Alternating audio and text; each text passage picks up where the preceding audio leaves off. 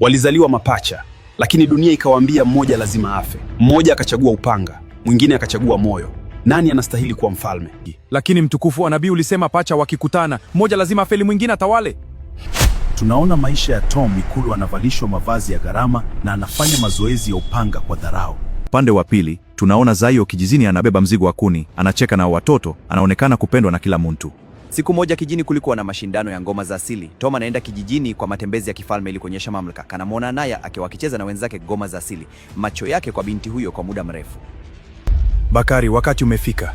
Kivuli kinakuja kuichukua nafsi yangu. Tukupumzika, tabibu bado anajaribu. Hapana, sikiliza. Tom hawezi kutawala peke yake. Moyo wake ni jiwe. Mtafute yule pacha mwingine niliyemficha kijijini kwa miaka 20. Damu moja haikatiki. Lakini mtukufu wa nabii ulisema pacha wakikutana, mmoja lazima afeli, mwingine atawale.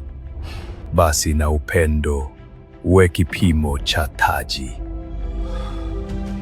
Baba amekufa na bado wazee wa baraza wanachelewa kunivika taji. Wanangoja nini? Wanangoja miungu ishuke? Mtukufu, kuna uvumi. Watu wanasema ufalme una mrithi mwingine aliyefichwa. Mrithi mwingine? Mimi ndiye sheria. Mimi ndiye upanga. Atakayejaribu kugusa kitiki, damu yake itatiririka kuliko mtu wa kijiji. Tayarisheni msafara, nataka kwenda kijijini kuwakumbusha wamaskini nani bosi wao. Zaya anaonekana akiwa amebeba mnyama aliyewindwa begani. Anamwona kwa mbali Naya mtoni akijaribu kubeba mtungi mkubwa wa maji. Anamsogelea Naya.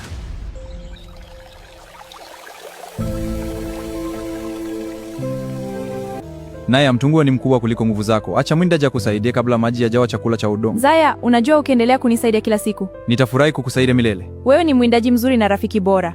Ila unajua ukiendelea kunisaidia kila siku, watu wataanza kusema mimi ndiye mwindaji na wewe ndiye umebeba maji. Acha waseme. Uzuri wako unastahili kupumbika, sikufanya kazi ya punda.